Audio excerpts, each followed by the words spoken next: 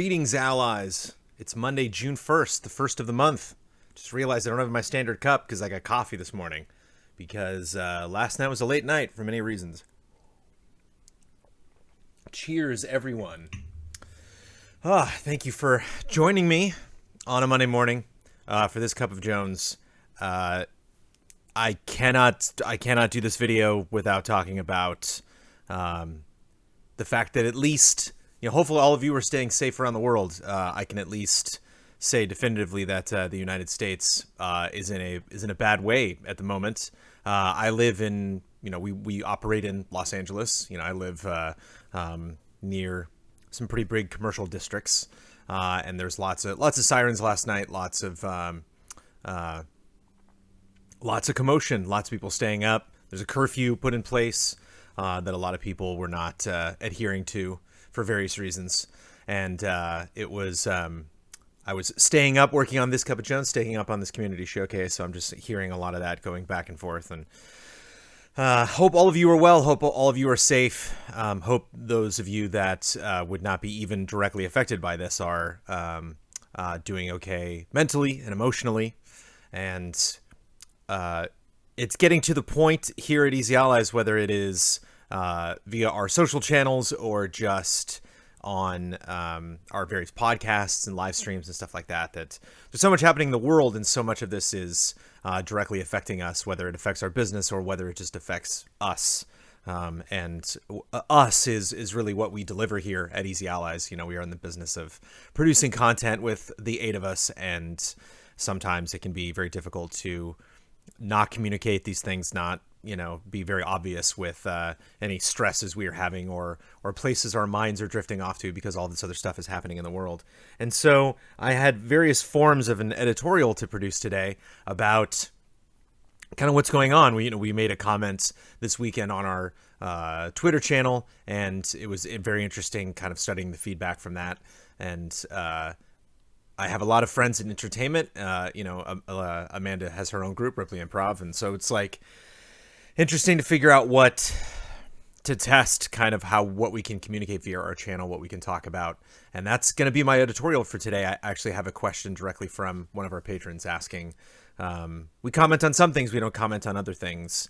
We are not a strictly political channel. We use our platform sometimes to talk about issues that are concerning the world or concerning directly to us. And sometimes that mix can potentially be confusing and not make sense to people on the outside. And it can certainly be confusing to us as well in terms of what are the right things to do, what are the right things to say. So not really going to get into any one particular political issue, just the concept of them, the concept of talking about those things. And it's something that we have discussed before on Cup of Jones, but there's just really not much else to talk about, I think, this week. And apologies if that is kind of rambling, because I'm a bit sweepy, to quote, what is her name, Charlotte from Trials of Mana. So it'll be interesting kind of collecting all my thoughts on the matter. But we did make it to June. Congratulations, everybody. It is June 1st. Another reason I was sleepy last night, getting the fan mail done. Last week's podcast was producer credits. There's all of the natural things that happen at the end of every month and the beginning of every month.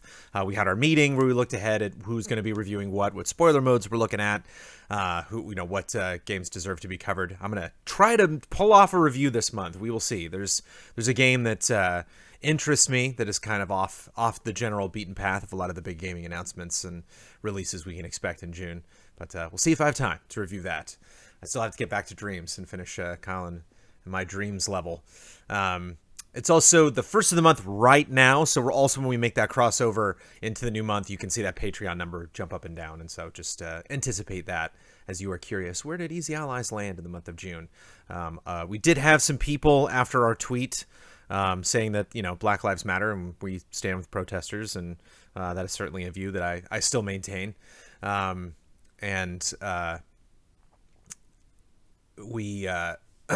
was going to take that somewhere. This is a big week for announcements. Boy, tired. See, where are any of these thoughts going? I was going to make a point there. Sorry, lost it. This is a big week for gaming announcements. You're going to find a lot of Thursday, we got new PS4 or PS5 news coming, potentially, question mark. We'll see what that event turns out to be. Saturday is kind of like a mini E3. We got some different publishers and different companies reaching out with different events. And so we're going to be covering all of that. I'll go over that in the schedule. Also, in just super fun news that we love to relay to everybody, sales tax will be coming to Patreon on July 1st. We just put up a post, talked about this last week. We put up a post explaining a little bit more in detail and directing you towards information that's come out from Patreon in terms of how to anticipate that. Hopefully, for most of you, that will just be a little bit of pocket change every single time you make a pledge. Obviously, that's not going to affect us. That is just going to affect people that are spending money on our Patreon, that are spending money on Patreon in general, because that covers, vendor services. And technically, with our tiers and goals and whatnot, there are things you get for signing up for Patreons. And so we are given a little bit of leeway, a little bit of freedom in terms of how we can adjust those tiers specifically. There's a lot of minutia in terms of the decisions we've already made and what classifies as what reward for what tier. But that is coming on July 1st. You can also just go to patreon.com and you can, potentially Google that for more information, or you can check our post. And we try to redirect people towards a source that Patreon has provided for information on that. Are we reacting to the Pokemon Direct? I did not know there's a Pokemon Direct. Instead of an editorial, take a nap. I will be taking a nap before the showcase, if I'm lucky. Depends on what Milo's doing. Speaking of the showcase, community showcase today, Brad Ellis, 2 p.m.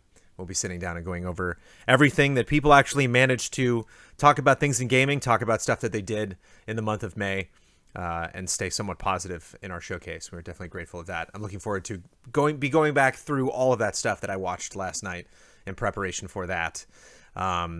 Tomorrow, I'm going to be on GameSpot. GameSpot is doing a public drive. GameSpot is raising money for wonderful causes this week, and I'm going to be a part of that. I'm going to be joining Ben Hansen from MinMax. Going to be doing a little bit of trivia tomorrow starting at 12:30 p.m., so that will not conflict with our other schedules. But if you want to, you can check me out on GameSpot there. I'll be tweeting that information out. So that is trivia-based, so I am terrified. I don't think I'll be doing well. I'll be going up against some very smart minds, and just wanted to get out there and say the good word of Easy Allies. Hopefully get some exposure for us on the channel. Thank you to GameSpot for reaching out and letting us be a part of that. But I'm going to completely get destroyed, especially if I got as much sleep as I did last night. There's The Last of Us Part 2 preview up currently with myself and Michael Huber going over stuff from the latest demo that you saw in the latest state of play. So basically what happened, if you saw that Last of Us 2 preview and you're like, enough with the Last of Us 2 news, I'm not watching this. Basically what that was is Michael Huber did not join us for our reactions of the latest gameplay demo for Last of Us Part 2 because he's playing The Last of Us Part 2. And the video just went up was basically me sitting down with Huber and talking about that specific gameplay demo. And so obviously he's played through that because he's played the game, but wanted to get his opinions on just kind of where he's at with the combat. Didn't talk at all about anything specifically story focused. I think the Neil Druckmann definitely went into more specific details about the events of the story.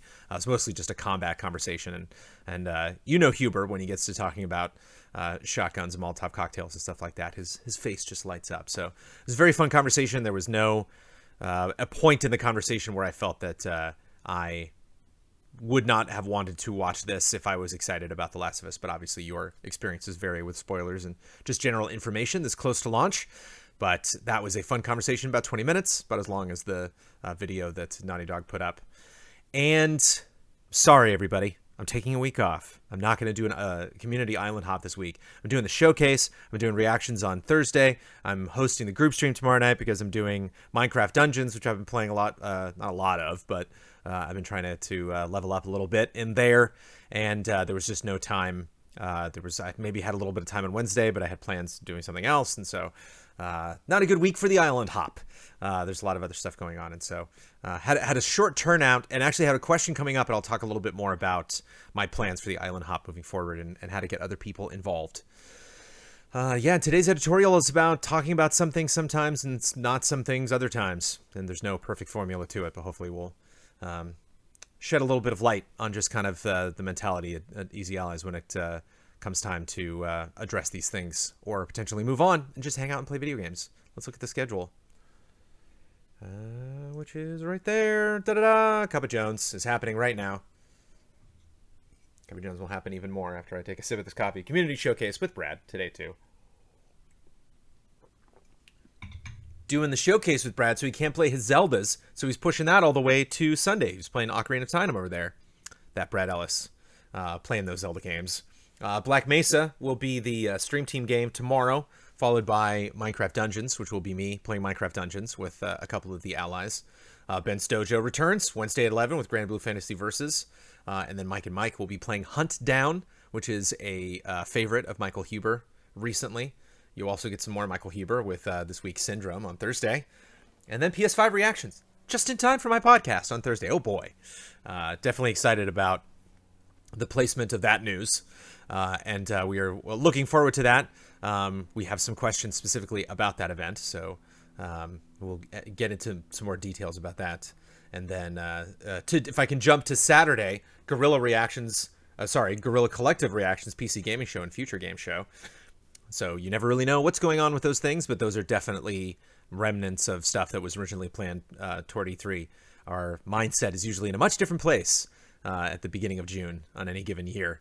And it's interesting kind of where we are now, just with things that are going on in the world and other things that are occupying our attention. Then every now and then you blink and think to yourself, wait a minute, it's E3 time, or it would be. And so there will be lots of news coming out, and we definitely want to be there, to react to as much of it as possible, but no guarantees what any of those videos are going to be like. We will all find out together. Weekly hunts on Thursday, your podcasts Friday if you are at that early access tier, and then Sunday for everybody else, and then Easy Update, as always, this Saturday. And there's your schedule. Apologies. You can see how stacked that is. Apologies that I didn't squeeze any. Everybody's asking about the suits. 2 different people asked questions about suits this week in Business Questions.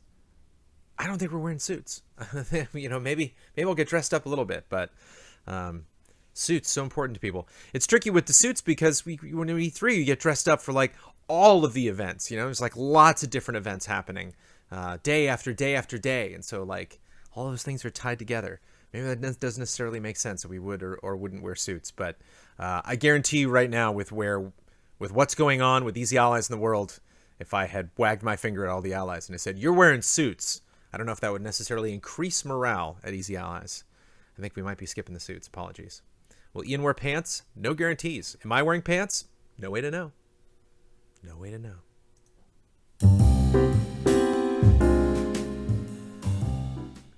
Business questions. Morgan Walhalla, when reviewing a game, would you consider making 2 videos to increase exposure? One video could be the review itself, and the other could be a beginner's tip for the first few hours video. It wouldn't be necessary for every video, but since the reviewer is capturing footage for the review and has insight from playing the game, would it be worth the extra effort to produce nearly double the content per reviewed game? Yeah, it would most of the time, especially if it's like an open world game, especially if it's a type of game where it really is valuable to have that information right out of the gate. Red Dead 2 is a classic example. I'll use Red Dead 2 as the model for this. That was definitely something that I had in mind that I wanted to do. And then by the time I started working on that review, the review is just everything. I mean, it's just like completely where your mind is at. And you don't want to guarantee things like that. And often, most of the time, if not all of the time, there's just not the time to do that. It's not a question of whether that would earn. It's not a question of, there's all sorts of different videos that we could do, like the top 10 things we love about this game or whatever. Like we were definitely in the mindset more when we were at Defy Media about producing content like that, because we wanted to take coverage we were doing of something and make it last as long as we possibly could. But I will, I think we almost always have that in mind. I just, when a game is late, if it's after embargo, we definitely want that reviewer to move on as soon as possible to another project to get that done in as timely a fashion as possible. And if we have to make an embargo, we don't want, spreading those resources too thin so that not enough attention is being paid to the review and the review doesn't get done on time. And so I think when you see that type of content come up from other outlets that you're used to getting strategy guides from and stuff, that generally means that one person was able to devote enough time to the game. Because if you have been working on a review for a game before embargo, or Huber, anybody, they still have Huber syndrome, they still have group streams, they still have other things that they are involved in. And so I think if you had someone, say at like an IGN or a GameSpot that was just focusing on something, they would have less responsibilities across the entire company, being involved in more projects. And so they have a little bit more time to focus on, producing more than one video. But definitely something that I've thought of in the past, something that I've planned to do. I've told Bloodworth, I'm going to do like a beginner's tip video. And he's like, oh, sounds great. And then by the time I get the review script written and start producing that, I'm like, I'm not doing that anymore. I do not have the time to do it. Martinez with a very, very, very long post that I've condensed into what I assume is your direct question. Speaking of your post-Kyle podcast, I thought I'd show my support by butting in and giving my 2 cents on how to proceed forward. I think that you guys should highlight your own personalities more, as Kyle sort of supplanted his comedic shenanigans as the default energy. Tell me about it. Ian's sort of off-kilter and bizarre sense of humor would be welcome in short bursts. Also, I actually sort of like the way you were doing things during the pandemic. It reminds me of Hollywood Squares, and I love the custom background. Also, I think it makes it easier to have guests, which is another element I think you should do in a post-Kyle podcast, especially since it was an element he didn't want, and we've talked about this. Sorry, Kyle, it ain't your show anymore, buddy. So I think you should take your advantages of your connections in the game and acting world. Speaking of which, why haven't I heard Brandon Jones in a video game or cartoon yet? I answered this like 2 weeks ago. You have one of the best, most smoothest voices in the biz. Thank you, Martinez. I assume with your connection with your wife, Amanda, that she could get you hooked up, right? Come on, Amanda. If it's happened or will happen, then I stand corrected, but I think it will complement what you do with EZA. It also gives you an avenue for future revenue. I'm definitely aware of the future revenue that could potentially bring in. Way more work than you think, and not something you can just do on the side. That takes a lot of work. That would, for every job that Amanda books, there's 10, 20 others that she auditions for and doesn't get. I don't have the time to do all of that work to potentially book one job. And I wouldn't do acting. I would do narration. I would do promo stuff. I would do, the BMW 500. Feels really good when you're driving it. Vroom, vroom. I would do that kind of stuff. Because acting is a whole nother scary thing. You got to do accents and voice matches and oof. Brandon K. Gann, does Easy Allies regularly look at itself? I can't just go out for Nolan North roles and then that's my job. You'd have to have a little more depth. Does Easy Allies regularly look at itself in an effort to update information about the company, or because EZA is always in the mode of needing to plan for upcoming content? Is this the type of thing best left in the way it is to direct people to things that will always be a part of Easy Allies, even if it isn't current? This definitely is a struggle. This is something that I noticed on our YouTube page. It said that Kyle still hosted the podcast, but we have since updated that. This is you're basically speaking about Daniel Bloodworth. He's definitely the one that is most looking at the information that we have already sent out that we can go back and potentially revise based on things that are changing. But we are thinking about that a lot. I've been making big strides finally toward producing a lot of promos that were going through all of the stuff that we had produced. I just wanted to get several examples of those things. And then Kyle announced he was leaving, and so I held off on a lot of those things because I was like, well, let me produce a Twitch video, a Patreon video, a YouTube video when Kyle is gone, and then we can get a couple episodes of the podcast with me as moderator. And then now we're in a pandemic. We are, producing content from home, and so it's like, do we produce promos showing off what we're doing at home? But that is definitely something that we are looking at ourselves and trying to figure out how best to update that info. Sometimes we can just do that via text, and obviously that is something that we should be paying attention to. But sometimes when that is in a video format, it takes a little while. We just noticed one promo we definitely want to make is we can incorporate a 60-second trailer into Twitch now. And so I'm going to be working on that script as soon as possible and putting that up. Just a quick, here we are Easy Allies. Here's the type of streams that we produce. So you can check that out when you visit our Twitch channel. Aobi, I'm a huge fan and I love you guys, but on the topic of having some diversity on the channel sometimes needs to be a priority. If you guys have been here for 4 years and haven't had the opportunity to have even 1 minute of some diversity in the industry blogger, in the industry blog or anything on the show, it's getting to stand out for me and become an embarrassment. Not to be harsh. It's not harsh. But if I was part of this company, I'd be a little embarrassed. My respect for at least having some female guests from time to time. Yeah, it's not a question of not having done it, because we have had diversity across things that we usually, do bring in guest-wise. Shout out to Michael Damiani and Ian Hank, who I think are better than most at bringing in other guests that are not a bunch of white guys. But we can always do better. We can always do more.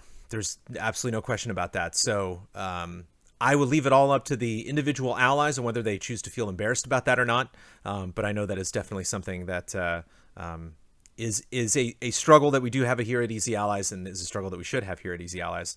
Is something that, not that something we should do poorly, but something that we should be focused on and always realize that we could do a better job of, whether that, lies in whoever's comfort zone or how difficult it is to go out of the focusing on the people that we usually work with, that we are used to working with. But Iobi, you're not wrong. That is definitely where my head has been at for a very long time. Or certainly in the last couple months. Jeffrey Tessar. Oh boy, Jones, I got a weird one for you. I was surfing around looking for random ROM hacks after playing Hyper Metroid, highly recommended, and I came across this page on Digital Trends. Pretty typical stuff for a gaming site. I saw the video Top 10 Nintendo Games was only a minute, and I said why not. Immediately I tried to figure out what game the remixed music was from, and I realized it wasn't from a game at all. The music was a direct rip from the Tabletop Escapades song. Now I doubt this is a big deal at all, I just figured I would mention it to you. I'm not sure if the song wasn't originally something else to begin with, or maybe this author Jacob Roach is a patron who submitted a remixed version as a community showcase, then just decided to use it in some online work or whatever. Again, just thought it was truly weird that you should know, and if you guys are getting so big that you're now getting plagiarized, grats, you made it. If you can let me know what's up with this, thanks. If not, for whatever reason, that's totally cool. Sure, Jeff. If it's the if it's like the theme song you hear at the beginning of Tabletop Escapades, it's from a music library, so anybody has access to that. Obviously, we try not to grab music from that we think everyone will be familiar with. I have definitely, in the course of using all sorts of music libraries in the last 20 years of me being a professional editor, I have definitely been watching a movie or TV show or something, and I'm like, oh, hey, it's a song. Like here's some song that I used for some promo or some video for something that somebody else used. And so that is the challenge of using a music library, is trying to grab something that is somewhat unique. That doesn't mean it's never been used before, but maybe it's never been heard specifically by your audience. So yeah, either that was grabbed and remixed, grabbed in its original state from that music library and then remixed, or whether that is the actual remixed version of it is also available from the music library. Sometimes that happens. You'll find one specific track in a music library and there'll be a bunch of different lengths and versions, and you can take out the vocals or take out certain instruments.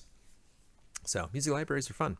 Happy Gaming. What is the etiquette regarding repeat postings for patrons? It's something that I've thought about doing for a long time that may be completely insubstantial, but has honestly brought me a lot of anxiety. I like to try to leave a comment on every Love and Respect, Friend Code, Cup of Jones, and Frame Trap, and Happy Gaming, it is certainly noticed. Sometimes those comments don't make it in, which isn't a big deal. From a podcast moderator or even a community's perspective, is it considered a rude or lazy practice to leave that same comment that didn't make it in the following week if it is still relevant? Hell no.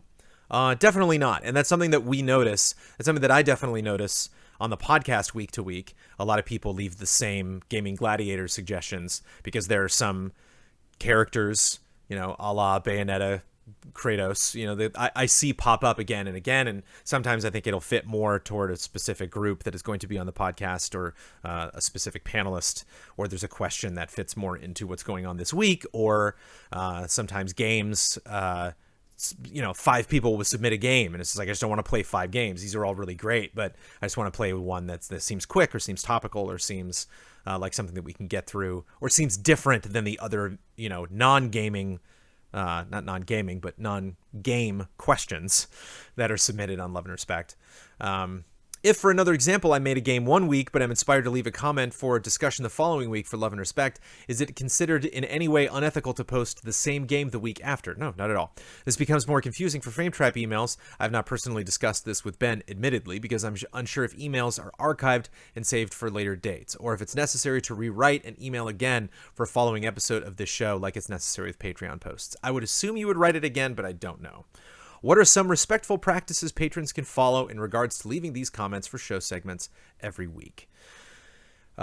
Just as it seems that you understand, obviously, that we can't, based on what tier it is, Q&As, we do take all the questions. Cup of Jones, I take almost all of the questions, unless it's something that somebody says is not worth adding to the show, or something that I deem offensive, which I have a very low track record of actually doing.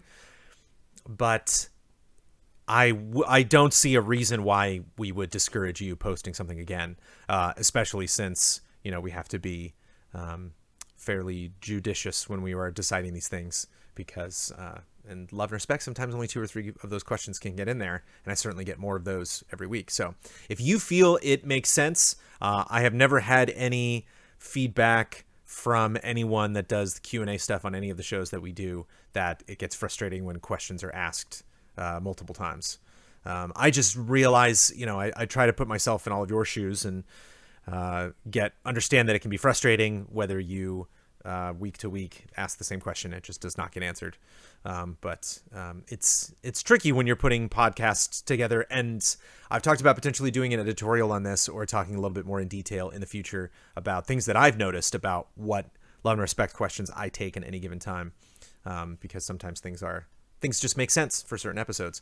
Morgan Walhalla, though I'm not sure it is official etiquette, speaking of etiquette, wishing a happy Memorial Day is something frowned upon. I thought of that when I said it last week. Traditionally, this is a somber day of remembrance for those who made the ultimate sacrifice while serving in the armed forces, and happy does not always fit the occasion. I know that many have come to see Memorial Day as the beginning of summer and a time for barbecue, but others are left to reflect on the loss of a loved one or close friend. Not a big deal. I thought it may be worth considering in the future, as I've seen some become salty about that phrasing. Thank you for bringing that up. Laylor, I've been rewatching for the nth time Brandon Plays Pokemon, and I wondered, wouldn't it be nice to have this, to watch this along with the community? The chat community here is the best in my opinion. You did it, chat. Kind of a watch party here. Chat can enjoy old EZA YouTube-only releases. I know you already replay old streams, and I love that. What are your thoughts on including vids like Brandon Plays Pokemon? That could potentially be a fun anniversary thing to do. Just string a bunch of favorites, a bunch of classics from the past, and have our chat view them. Brandon Plays Pokemon Watch Party. Let me put that in. Actually, I think I wrote any takeaways down.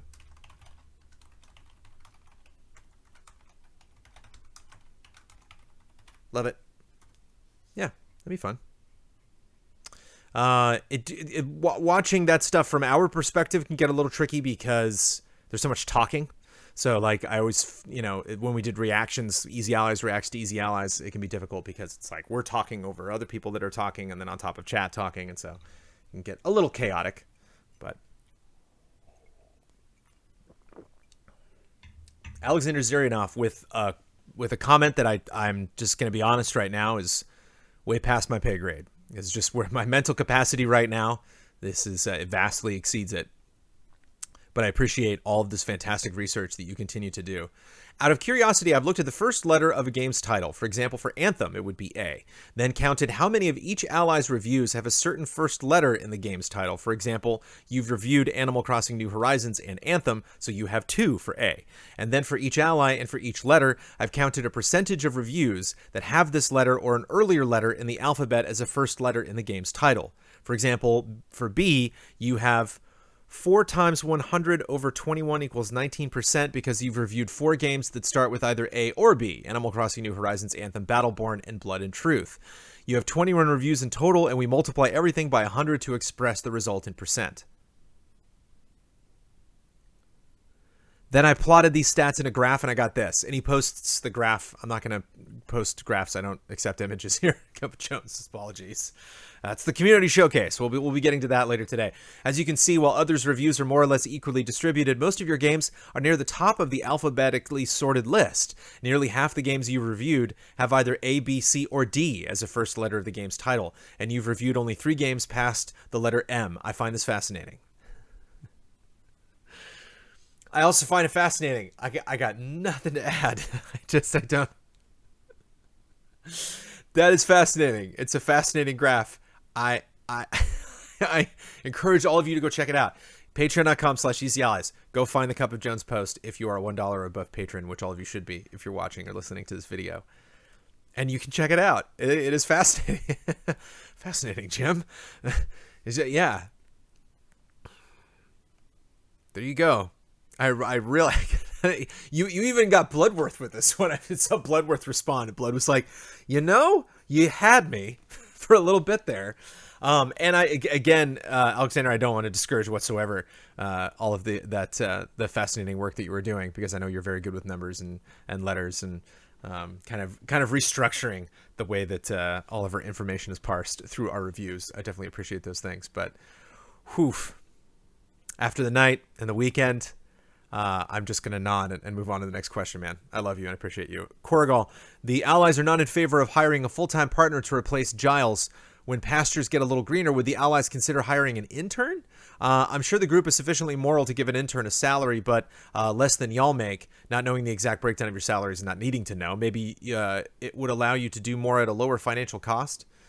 Yeah, I mean, we just wouldn't call it an intern. I'm not looking for an intern. We don't need somebody just to run around and do odd jobs. We need somebody to focus on. We don't need like a gopher, We need someone to fit a very specific position, whatever we decide is the best position at that given time. But when you say, just make less than y'all make, there's just not many jobs in production that I know of that are very rewarding where you would make less than what we make. We, especially in these times, especially with a lot of people, lowering their pledges or potentially, leaving our Patreon due to financial issues, we are saving as much money as we possibly can, and we want to have as much money saved, not only to bring somebody on and make sure that per month we are making enough to pay a new person a salary, but that we have a couple months saved beyond that, because once we are equal partners, we all just take a slice of the pie whenever that pie comes out of the oven every month on Patreon. Now we want pie. But when we have an employee, when we have someone who's not a partner in the company, who is not an original founder, and they're just working for us, and they need a paycheck, they deserve a paycheck, they demand a paycheck, we want to make sure that we were able to deliver that paycheck. And so I've said it before, I will say it again. Hiring somebody here at Easy Allies, regardless of what we call them, whether they are an intern or whatever, is much more of a financial burden than this Patreon can support right now, even with Giles leaving. So yeah, not something that we're ready to do now. Ibrahim Sozer and Clastical both want those suits, man. Ibrahim says, please suit up for the PlayStation and Xbox events. And Clastical says, are y'all going to wear suits for the PS5 reveal? You gotta. Don't disappoint us all. Love ya. We gotta. The rules are reset, man. When the stay-at-home order was issued, the rules were reset. So we don't gotta do nothing. Okay? I said it. I know some of those boys are just, even though the suit is right next to them in the closet, are not going to put that suit on. We're focused on the games. The suits match the studio. Those are studio suits. Let me put it that way. Again, I apologize. If this is something, I'm curious, like the fallout we're going to get if we don't wear suits to this event, that we're going to show up and people are like, them not being in the studio, I can forgive. But them not wearing suits, click. We'll see. I don't know. I do know that the Xbox event is like a month after the PlayStation event. So if the fallout from the PlayStation event is hardcore, I'm going to wear a bathrobe. If the fallout is humongous, then of course we will rethink that for the Xbox event, having thusly betrayed our community. Kerbu, now that the podcast is your baby, I may as well ask again, how do you feel about doing a small graphics package for the Patreon plug? Yes, I was asked this before, and it's good to know that it was you, Kerbu. Thank you.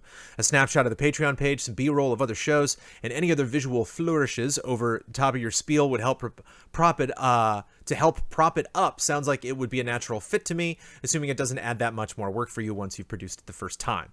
Exactly. It would not be more work once I produced it the first time. I think you mentioned before, I think you even linked to me an image that Patreon releases that is just their logo animation. So when people are like, hey, check us out on Patreon, they can just throw up this a neatly produced image of their logo. Has the Patreon logo changed since they made that graphic? I'm not sure.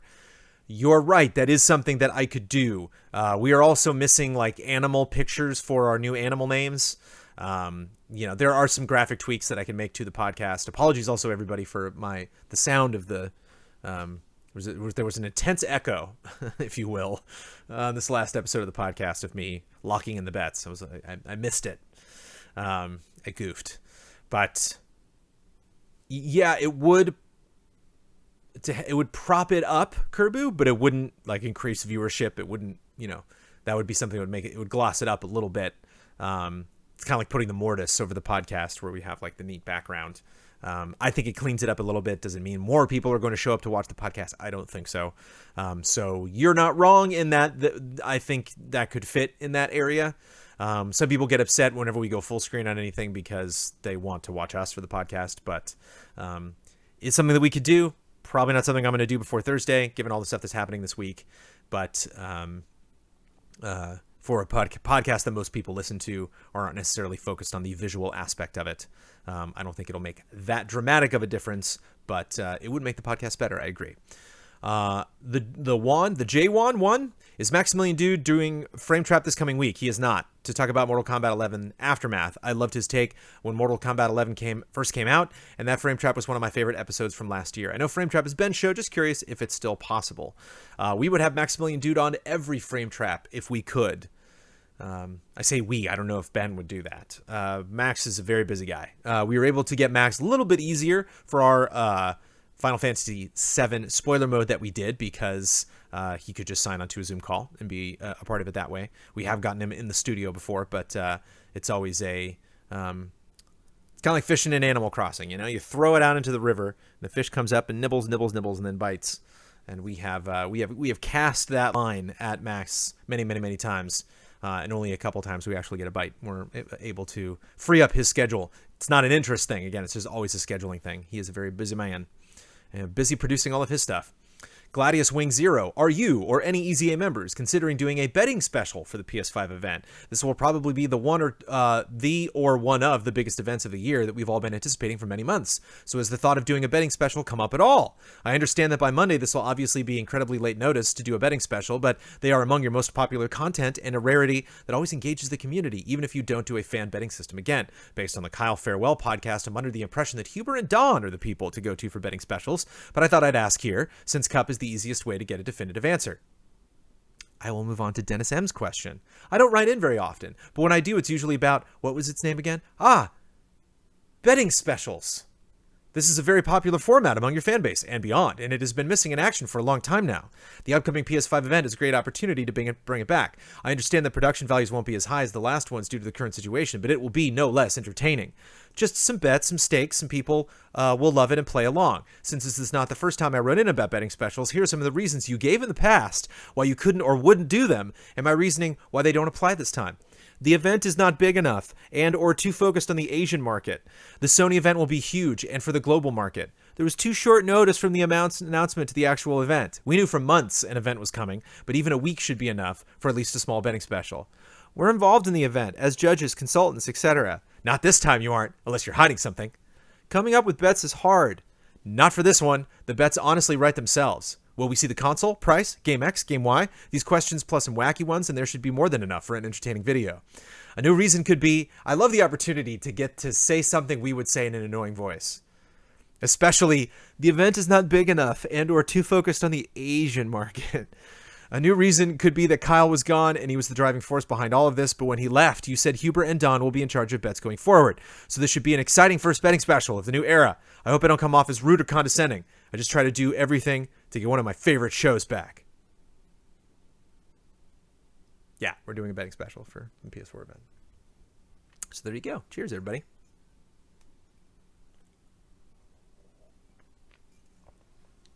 Yay! Yay! Betting special! Yay! Hey, JiffW52 mentions in chat, Jones teased on the recent podcast that something new is premiering after Tuesday night's group stream. Maybe that's the betting special? Nope. Asbo Zapruder, oh wow, thank you so much. I've been looking everywhere for that. But if Easy Allies was the lead singer in a group similar to the Supremes and found out that it was being replaced both professionally and romantically, would it just go quietly or do very much the opposite? We probably wouldn't go quietly. No, we would do very much the opposite. Basically what you're saying is, so you're basically saying that Defy was like a jilted lover. You know, Defy was like, it was like the Beatles when we were at Defy, you know? And, you know, they were dumping us. And it was the question, would we go quietly, all find different jobs, or do very much the opposite? So I think we would do the opposite. I think we've shown that. All right, here we go. Stomps. There was a lot of speculation regarding Mafia, Resident Evil, and Tencent's System Shock 3, but I dare say they're layered, not a hot take in sight. Having a few hot takes or loaded questions lined up would have captured my interest a bit more. I think you were on the right track with Will Code Veronica be overshadowed, but perhaps this could have been spiced up with what's it going to take to make Veronica sing. Sure, this is basically saying I need to bring more Hitakes to the podcast. It's a good point. I have actually had moments in the past on the podcast, though, where I've been like, all right, here we go, time for a spicy, and it's not at all. And I'm like, oh. And so I'm like, it makes me kind of look dumb that I'm setting something up to get a way more of a reaction than it actually gets. And so maybe I should reserve some of those things for later in the conversation if I feel the conversation's kind of dead. But I think it, especially with me just learning how podcasts go now, I think I should kind of get a sense of how the panelists feel based on their reactions, not based on my anticipation of their reactions. I think if I anticipate what they're going to say specifically too much, that can get me in trouble. Or to kind of put words in their mouth, and I don't want to do that. All right, 2 more questions. I have more questions this week than I did last week, but this might be a shorter episode of Cup of Jones.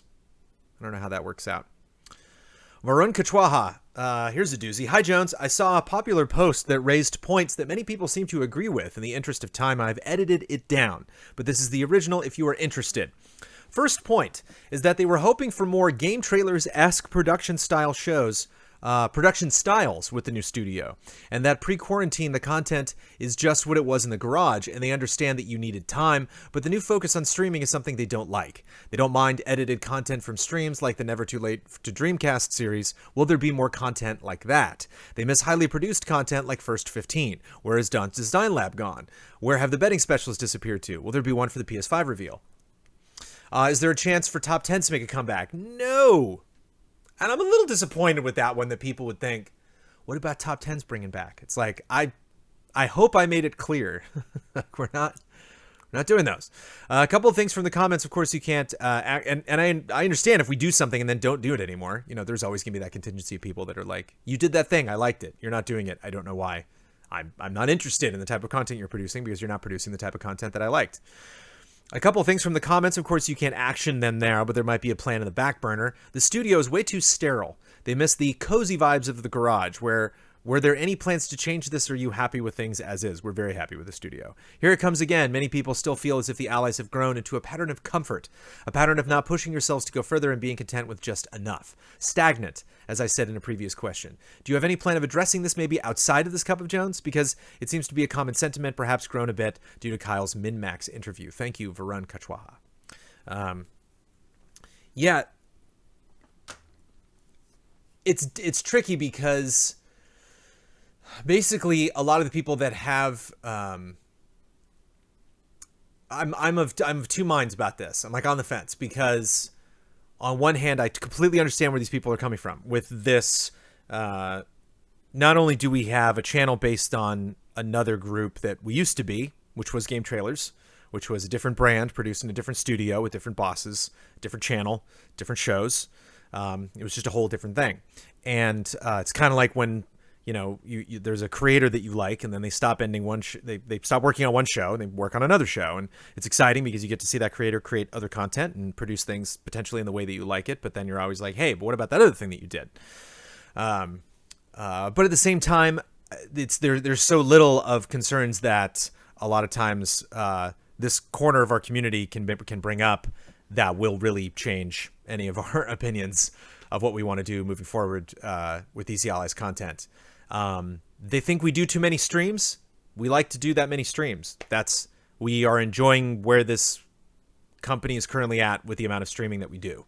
Them just saying, I don't want you to produce streams is not going to make us not produce streams. We like doing that for lots of reasons, but I specifically want to talk about Engagement with our community is a huge one. You know, I don't produce the Animal Crossing Island Hop for the numbers. You know, I don't do that because it's really blowing up our Easy Allies Play channels on YouTube. I do that because I get to be involved in the community. I do it because I love Animal Crossing. I do it because people have reached out to me and they've said, that makes me happy. I really enjoy, you know, when you produce that content. When we were at Game Trailers, when we were producing a lot of these things that the first 15, I know the Never Too Late to Dreamcast series was great. Again, that was produced by someone who's not here anymore, so you could just as well say, you know, do Box Peak. You know, if Kyle was producing a segment and then Kyle left, it's difficult it would be difficult for me to do Dunn's Design Lab. It'd be difficult for me to do Frame Trap. It'd be difficult for me to just pretend to be another content creator and to produce the type of videos that they produced. I couldn't do a Huber Syndrome. You know, I couldn't do, or, you know, an Easy Update. When we were at Game Trailers, views were everything. You know, we were constantly focusing on what can we do to get a lot of viewership on YouTube, to get a lot of viewership on GameTrailers.com, to get people to go to GameTrailers.com and consistently watch our content. At Easy Allies, one of our main concerns, obviously, you know, we're looking at YouTube revenue. We're looking at our new sponsorship program. We're looking at, you know, follows and resubs in our Twitch community, and we want to grow that as well. But when we were at Game Trailers, it was all about getting those humongous views. And I don't know if you've heard, or I don't know if you've followed a lot of the sentiments that are coming out of the greater YouTube community that is much more, you know, earns much more and produces much more than we do. But essentially YouTube channels that you're used to that produce these big, either editorial or story-based or long-form structured YouTube series that are not just, you know, like a lot of the streamy podcasty stuff that we produce, that are having a bad go of it, that are having, you know, that are not getting the type of views that they were expecting, that they used to get. And when people talk about, you know, top 10s, they talk about retros, they talk about, you know, pop fiction and a lot of the stuff that they produced before that we have moved away from. And it's frustrating to them because that was the reason that they wanted to stay involved in Game Trailers. Chasing that is not fun. Producing those huge videos, and then you put as much time as you did into one video as you put into another video, and then one video earns where the other one does not. We need to have more stability here at Game Trailers in terms of here at Easy Allies, in terms of haven't done that in 3-4 years. In terms of our expectations of how things are going to earn. You know, it's like if we're doing reactions on something, that's something that, yeah, like this, people better turn up for this because this is something that we're getting up early, or we're shifting aside things in our schedule, you know, to make ourselves available, you know, to do these reactions. If we're doing a review, you know, case in point, Daniel Bloodworth's Trials of Mana review was produced about a month after that game came out. Still earned pretty well. Reviews do very well for us. Reviews are worth the effort that we put into it. But the majority of the work that we do is because we have a Patreon, and because we have people involved in that Patreon that want specific, you know, goals met, that want specific tiers, you know, want to be rewarded for being involved at certain tiers, and we want to create content that makes that community happy. I can understand from a viewpoint of looking outside at our YouTube channel, looking in, Blood just showing up. Sorry, slept in a bit since I woke up at 6 to delete comments for a while. What's up, Blood? Blood's awake while I'm sleeping, and then I'm sleeping while Blood's awake. You showed up just right in time for the fun question. So producing these big things, first 15, you know, it's like, where did first 15 go? Nobody watched it. You know, we produced first 15. It was not something that did terribly well. And so we're not in a position with this company. It's think of it this way, like, think of like you're playing like an RTS. You're playing like like World of Tanks or something, right? And you have a certain amount of money, and you can spend that on like 10 little tanks and send those tanks out, and all those tanks, you know, go do specific things. You got your podcast tank, and you got your review tank, and you got you know, a couple streaming tanks, and you're going to send those out, and all those are going to do, they're going to move off to specific parts of the community to fulfill specific roles, or you buy one tank. That better be a damn good tank. That tank better do a lot of damage. And everyone better love that tank. You know, everyone be like, yeah, they did the tank. And like, there's no one that loves there may be a couple of you, and bless you, you know, that watch all of our podcasts and watch all of our streams and show up for our reviews and watch all of our reactions. And, you know, like, we get comments from people all the time that they are kind of fit into one specific group of our community in terms of the content that they enjoy, and then they're happy. That's it. Like, they watch one or two things and they want us to keep producing those things. And so it's always difficult to find this middle ground, and it's impossible to please everybody in terms of what we want to produce, what our audience wants to produce, and what's smart to produce. You know, we look for that triforce of, like, you know, as long as those 3 points are met, then that's something that we feel comfortable investing in. But the idea that we're stagnant because we're not chasing after these big goals, especially right after Kyle leaves, especially, you know, with the pandemic, especially not being in the studio, like, yeah, we're going to be a little stagnant during this time. Like, hopefully this week turns a little bit of that around, because we're going to have some fun announcements and we're going to have, you know, really big news coming out of the industry. So this will be an exciting week for Easy Allies. But I can't, you know, I got to admit, when I am as tired as I am now putting all of our goals together, working on the community showcase, you know, doing fan mail, working on the podcast this week, and then coming up and people being like, well, what a bunch of lazy bums. It's like, sorry, man. Trust us, man. We never ever stop working on stuff for Easy Allies. Like, we're continually producing all of this content. And so when you shine a light on something that we all, you know, focused on to produce, and we all kind of put things on the back burner to try and experiment and do something that did, like, okay, that did basically the same numbers as something else that just kind of fits into our regular daily, weekly, monthly schedule, there's not a lot of impetus behind doing it again, unless it's something that we really wanted to do. Where does Don Design Lab go? Don produces that when he has time. Don has another job. Don works full-time at Funhouse. So, you know, Don has brought, you know, Designland back. He has brought Discount Gaming back on occasion. And we will have more produced content that we hope you enjoy. It's a bummer that, you know, they would draw connections to something like Never Too Late to Dreamcast, because, again, it's something that Kyle produced. So, and apologies that sound like I might potentially be dismissive about those things, but we produce a lot of different types of content. And when I see people that are like, don't produce those 7 or 8 things, do this one thing, it does not seem to me to be a smart business proposition.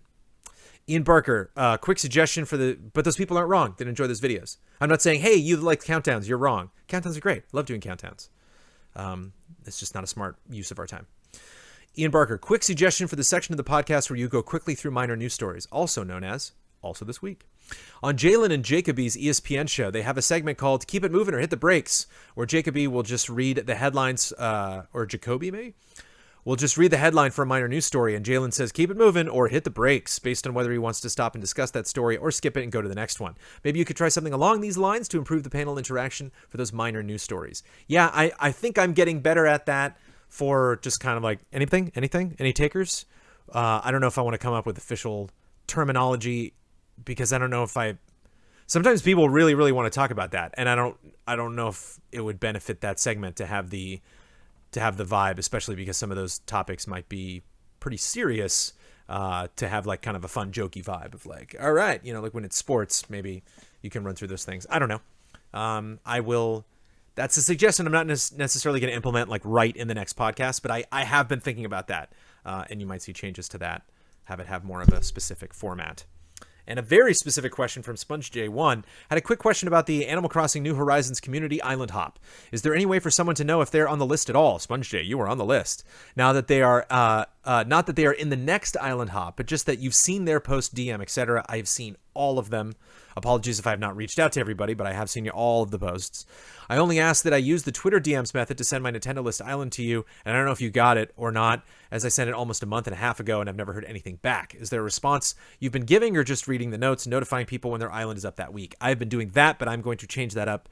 Considering I'm not doing an island hop this week, I think I'm just going to send friend requests to like everybody else on my list.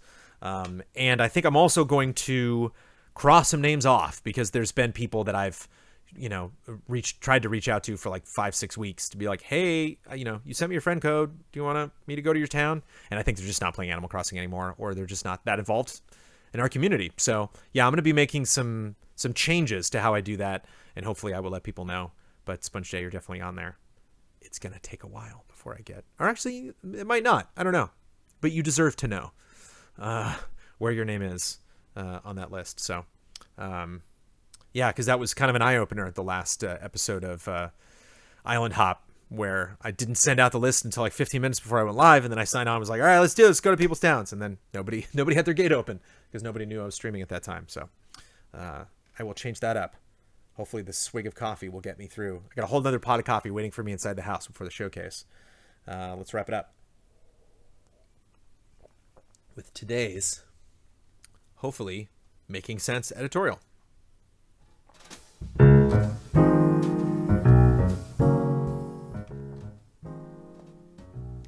All right. Daniel Ribeiro. Not to put you on the spot, but I appreciate your comment. Thank you. What do you believe are your social responsibilities as public figures and famous people in communicating with the public? What perception do you believe you create when you know all these horrible things are happening in the world and you hardly speak about it? Why are some issues talked about at length, like the Blizzard issues, while others are almost completely ignored? Racism, sexual abuse, and rape in the games industry. Finally, when do you believe it's okay to talk about issues beyond gaming, but that affects us all? So yeah, there have been issues that we have not gone into at length. One of my first challenges taking over the podcast was Naughty Dog. Naughty Dog and Sony were these issues when Last of Us Part 2 got leaked, and a lot of these people were potentially talking about those leaks. A lot of videos were taken down. A lot of channels were adversely affected by decisions that were either made at Naughty Dog or Sony and or both. And a lot of people were frustrated that we weren't generally discussing that. One of the reasons we didn't discuss that was because a lot of people were having their videos taken down, and there were potential issues. Even when we did talk about it later, I did get some DMs and messages from people who were like, yeah, don't talk about it. We don't want all of those negative things to happen to this podcast or happen to this channel.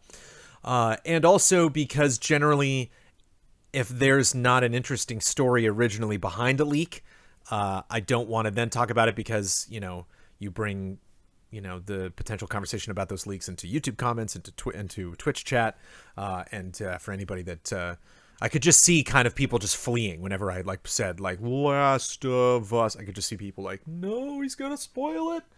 And so it just seemed kind of like it was a hornet's nest, and I didn't want to touch it.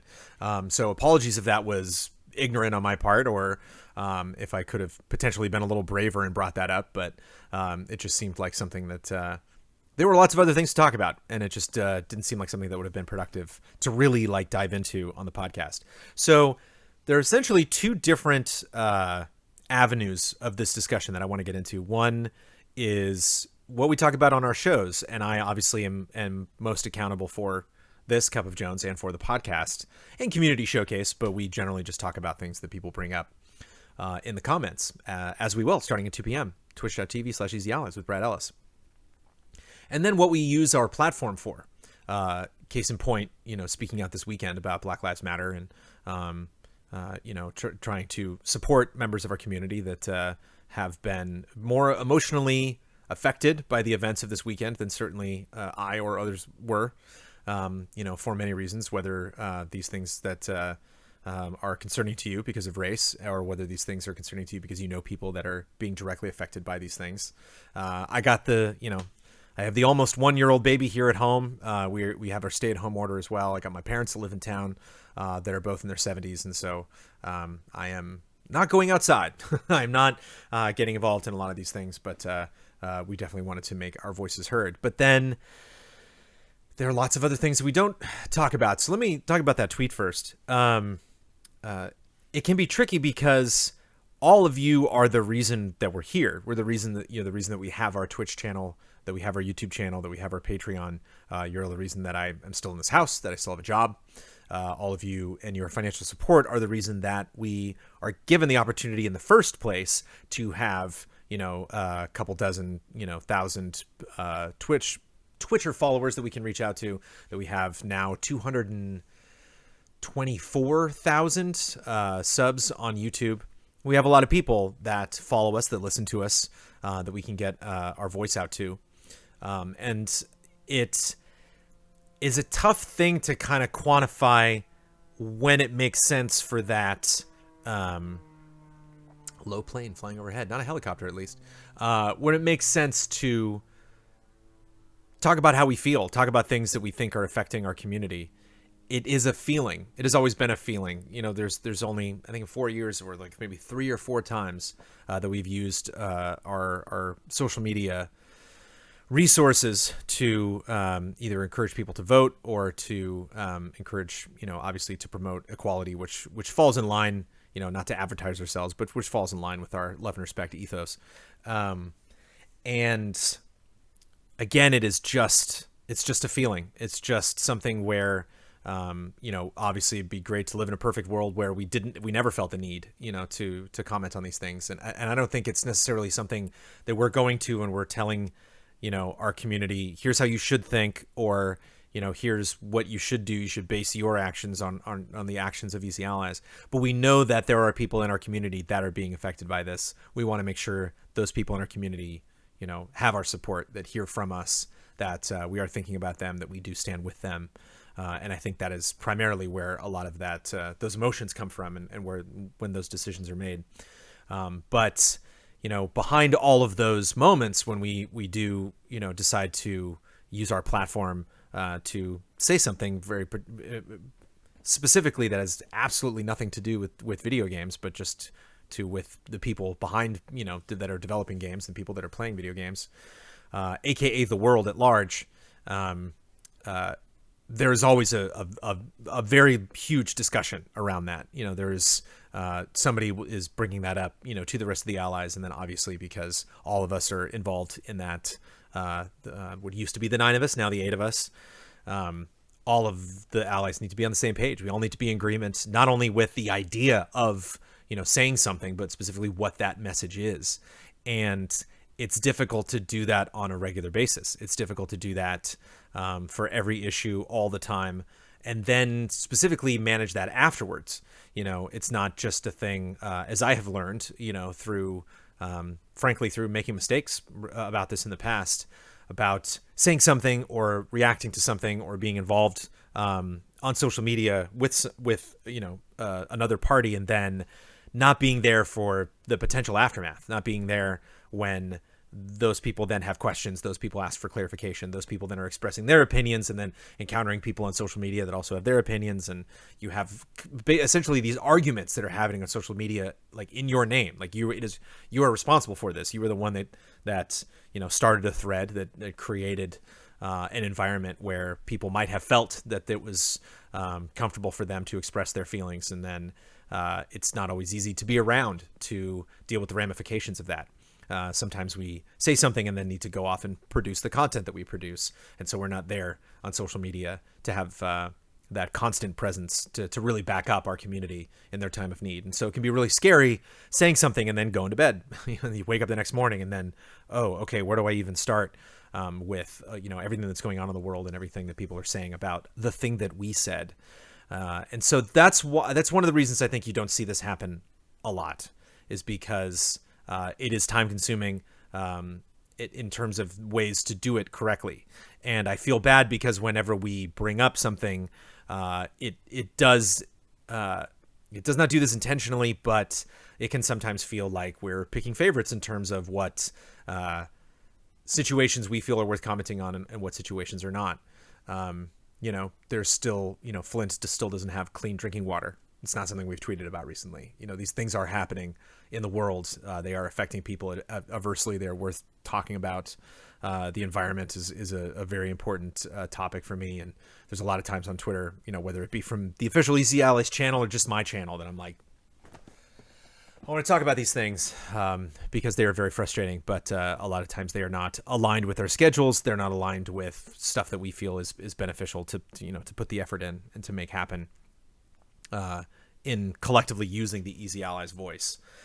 But then, like I said, sometimes we just get a feeling. Sometimes something just happens, and it's difficult, especially with all of us staying home now, to get a sense of what's what the world feels like, what's happening to the world right now. We all have our own little bubbles. We all have our own little universes that we live in.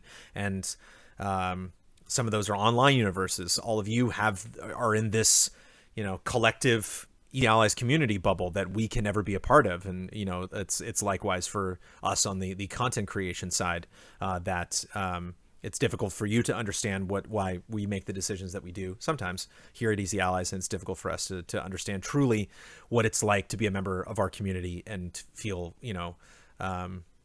to be impacted by the stuff that we do and the decisions that we make. And so we have to just follow our heart. We have to just follow feelings. And maybe that's something, maybe we're getting to the point where so many of these issues are just kind of spilling over into other forms of entertainment, and it's just kind of unavoidable. Apologies to people who want all of this taken out of their, various. They want to have those channels that they can go to that they know we're never going to talk about anything politically. We may potentially be moving into an era where that is just not a reality. That's just not something that makes sense for anybody to realistically do, and so. That is kind of where we're at. That is where we were at when we wanted to, and we certainly don't have it. We wanted to say something this weekend. We certainly don't have any regrets because I've had many messages from people that reached out that said, I'm in a city that is affected by this. Myself, and other members of the Black community are definitely struggling with this more than someone like I am, and to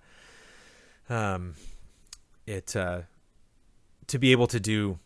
To say something that resonates with people, to say something that is important to people to hear, whether it seems like everybody, is potentially jumping on that bandwagon, feels good and is certainly, among the least things that we could do, considering all that the difficulties that are happening with the world. We're all kind of, the GameSpot stuff that I'm going to be involved in this week, all of this stuff is banding together to help people that are, in having a very difficult financial situation due to, the medical problems that everyone is either having or trying to avoid having.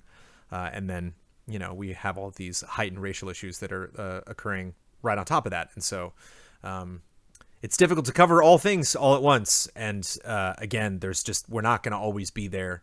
We want to be supportive of our community. We want to pass that love and respect around as much as possible. But apologies if it seems like we're focused on one issue and then we are not focused on another. Because I think unless you make a point to focus on everything, inevitably there's going to be things that you miss. But then there's also our podcast. And, when you talk about Blizzard issues, I think you're specifically, Daniel, talking about the podcast and why don't we talk about things. And this might be a comfort issue. This might be a privilege issue that we at Easy Allies can make those decisions about what, generally we want to talk about. There have definitely been issues that I've wanted to talk about that potentially weren't brought up on podcasts before. Certainly I can make that decision now on what I want to, if the other allies are in agreement on what we want to talk about on the Easy Allies podcast. But with podcasts, essentially you're creating a show about people talking. And you want to make sure it's an interesting discussion. You want to make sure that the panelists want to talk about it.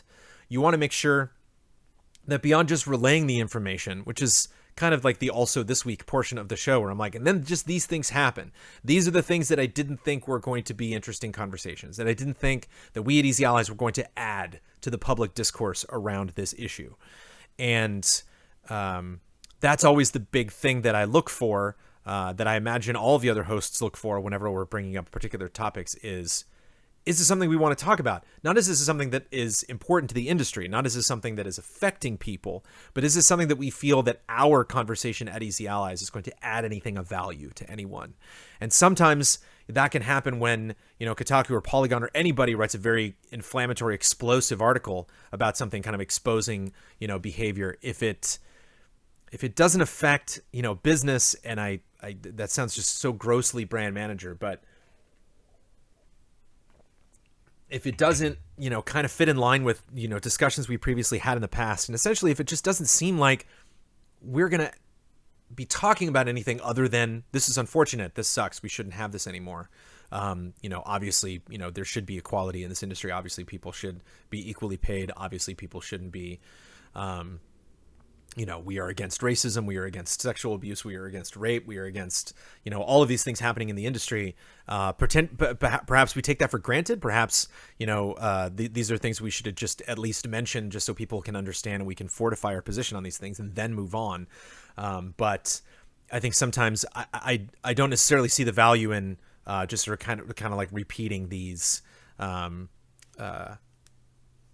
opinions and these principles that we hold, if they are things that are understood by our community. Maybe I'm wrong in that regard. Maybe that is something that we can bring up. And certainly we grow here at EC Allies in terms of the things that we decide to cover in terms of the way that we see the world thanks to our community.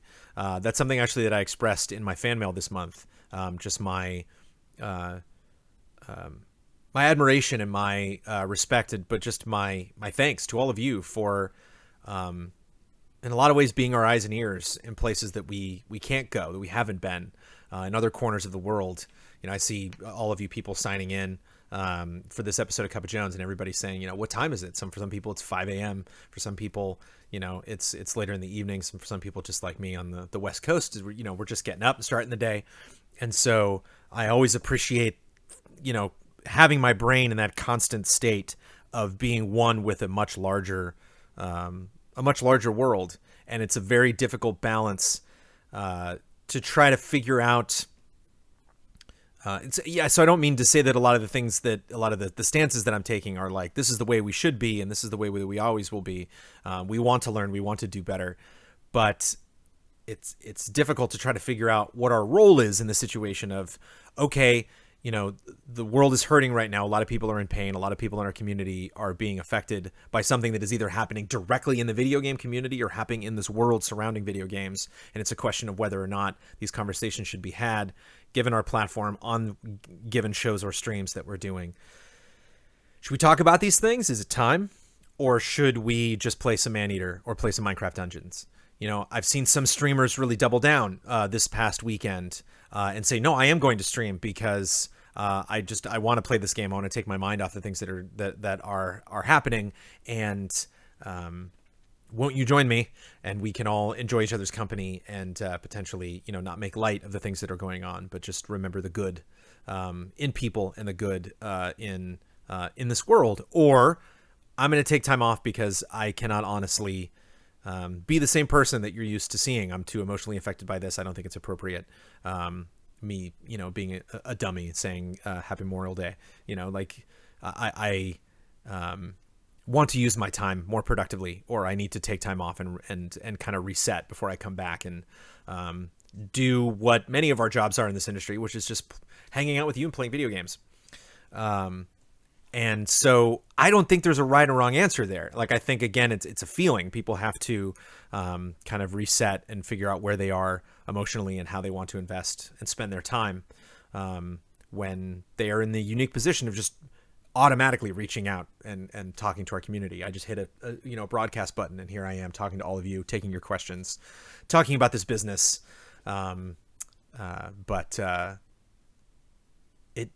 It's not always the time to do that. So apologies if you saw us speaking out against racism, speaking out against police brutality, speaking out for the Black community and Black Lives Matter, and then your cause comes up and we're silent on the issue. For everything we speak out against, there are dozens, if not hundreds, of issues that we are silent on. Apologies if something affected you because you work at a given company or because you've heard about things affecting a certain company, even if it's just crunch, which I have definitely been guilty of not focusing on nearly as much as I should, because there's a lot of companies that I love dearly and I love their output, and they have been accused, rightfully so, of not treating their employees as well as they could. Apologies if these issues affect you and you don't see Easy Allies bring them up in the way that we should. I can say that I definitely never want to have our community silenced in any way in terms of how critical all of you are in terms of what we do and do not cover. One of the ways that we can continue to be educated. I see a lot of people right now that are confused and lost and don't necessarily know what to do and are just kind of reaching out to the broader community that is being, more directly affected by the events of the last couple of days, and saying, I'm here to learn, teach me. And that can be a frustrating thing, I think, for people that are being affected by this, because it's like, it's not that hard. You can just go out and, do the research yourself, read up on why people are so angry and why they're doing the things that they're doing, legally or otherwise. And so I want to be that open, but I also want to be able to, do most of the work here, at Easy Allies. It's just a question of time management. It's just a question of how effective we think these decisions are going to be. It's a question of our feelings, because there are 8 of us. And, whereas, we all live and work together, we potentially, might have different political or religious or personal views on things. And so it's difficult to unify all of the allies. Sometimes a podcast producer can do that and make decisions on a topic that he wants to discuss. And other times it just ends up not being the time or place. So apologies if that was rambling again. I am a little sleepy. I am still, my head is still, I want to say I'm still reeling, but there's people that are way more affected by the events, here in Los Angeles than I am this past weekend. I have definitely just been an observer. But my head is still kind of swimming from all the stuff that's going on and what are the right or wrong things to do, given our platform, given our jobs. And, this industry is kind of taking care of that in a lot of ways for us later this week, because there's a lot of gaming events that are still going to be going on moving forward. So we will be reacting to those things. We will be talking about that stuff on the podcast this Thursday. We are still going to be celebrating the joy of video games. We're still going to be playing a lot of video games this week. We hope you will join and play them with us. But I will definitely go take a nap. But apologies for it being messy. Again, apologies if you don't feel like we have been in your corner in the past. We are a community. We thrive as a community here at Easy Allies, and we want everybody to get a voice whenever they can, and to speak out on as many things as we can. There we go. There's my messy editorial. A Brandon Plays Pokemon watch party would solve all of these problems, wouldn't it? That is definitely my one takeaway for this week. And I will get this audio version of this episode up as soon as possible, sometime after the showcase today. But in about 2.5 hours, I'll be sitting down with Brad Ellis. If my son is not taking a nap, I'm going to go help grab him and give my wonderful wife a little bit of free time away from taking care of the boy today. And then I will be back on our Twitch channel hanging out with all of you. I hope you are all safe. I know there are crazy curfews being put in place everywhere. When the sun goes down, things can get pretty wild in these cities. And I hope if you go out and you protest and make your voice heard, I hope you do so safely. And I welcome any and all feedback, whether it's going to be a part of next week's episode or not on this issue, because again, it's difficult to find the quote unquote right or wrong answer to a lot of these things. And so I think there's a lot of learning that needs to happen. Obviously, there's a lot of reacting, a lot of speaking that a lot of people are doing. But I think for the vast majority of us, there's a lot of things we have to learn about the events of the last couple months, couple weeks, especially the last couple days. I love all of you. Thank you so much for even giving me the opportunity to talk about these things. And thank you for continuing to support Easy Allies. Sorry I didn't bring you think I would at least had the respect to bring in my cup today. We'll just have to do with this cup. Cheers, everybody. Take care.